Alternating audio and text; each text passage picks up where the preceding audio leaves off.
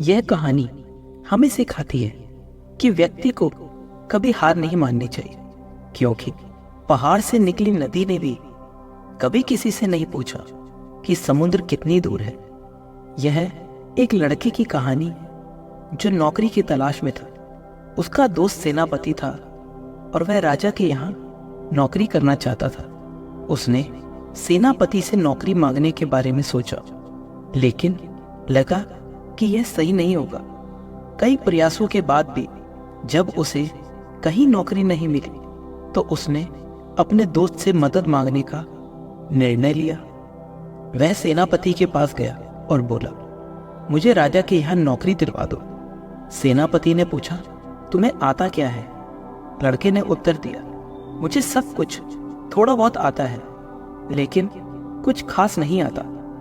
सेनापति ने कहा, अगर तुम्हें कुछ खास नहीं आता तो तुम्हें यहाँ नौकरी कैसे मिलेगी? चलो राजा से मिलते हैं। दोनों दोस्त राजा के पास गए।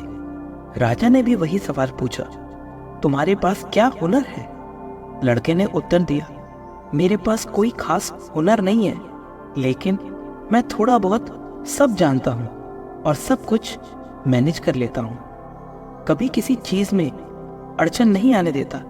राजा ने कहा, ठीक है, तुम्हें रख लेते हैं। लड़के को नौकरी तो मिल गई, लेकिन उसे कोई खास काम नहीं दिया गया। वह महल में थोड़ा बहुत काम कर लेता था, लेकिन उसे कभी कोई महत्वपूर्ण कार्य नहीं सौंपा गया।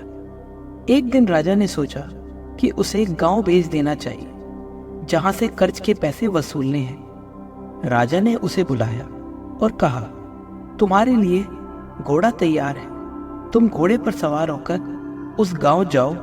गांव वालों ने हमसे कर्जा लिया था, लेकिन अभी तक चुकाया नहीं है।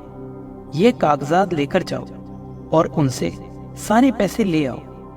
लड़के ने कहा, ठीक है, मैं जा रहा हूं, लेकिन जब मैं यात्रा से लौटूंगा तो आपके लिए क्या लाऊंगा? राजा ने कहा, एक बार इस महल का चक्कर लगाओ। जो कुछ भी तुम्हें लगता है कि यहाँ नहीं है वह मेरे लिए ले आओ। राजा हंसने लगा। लड़के का मन पक्का हो गया कि जो कुछ भी इस महल में नहीं है मुझे वही लाना है। वह घोड़े पर सवार होकर चल पड़ा और गांव पहुंचा। गांव वालों के पास गया और कहा, राजा ने मुझे भेजा है, तुम्हारे कर्ज का समय आ गया है। गांव वाले बहुत दुखी थे। उनके पास कर्ज चुकाने के पैसे नहीं थे।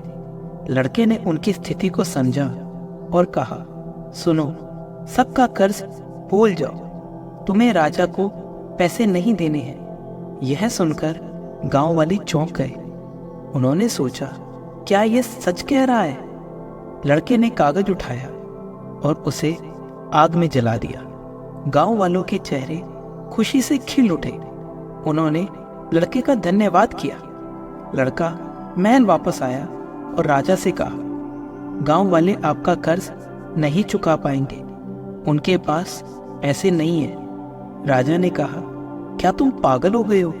क्या तुम पैसे नहीं लाए? लड़के ने जवाब दिया, आपने कहा था कि जो महल में नहीं है उसे ले आओ।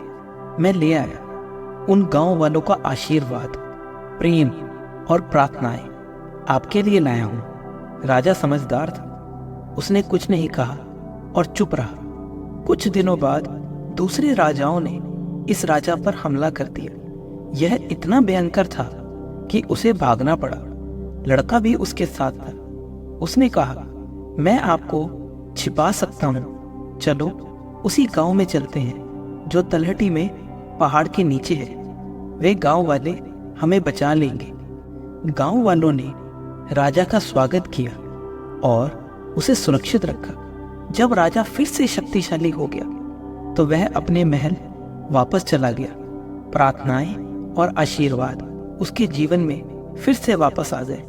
इस कहानी का सार यह है कि अच्छे कर्म करो और अच्छाई अपने आप तुम्हारे पास वापस आएगी। दुआएं, प्रेम और आशीर्वाद में अद्भुत शक्ति होती है। यह चमत्कार इन्हीं दुआओं और अच्छे कर्मों के कारण ही होते हैं। इसलिए सदा अच्छे कर्म करो और आशीर्वाद कमाते रहो। तो दोस्तों, इस वीडियो के लिए इतना ही। मिलते हैं अगले वीडियो में। जय श्री कृष्ण।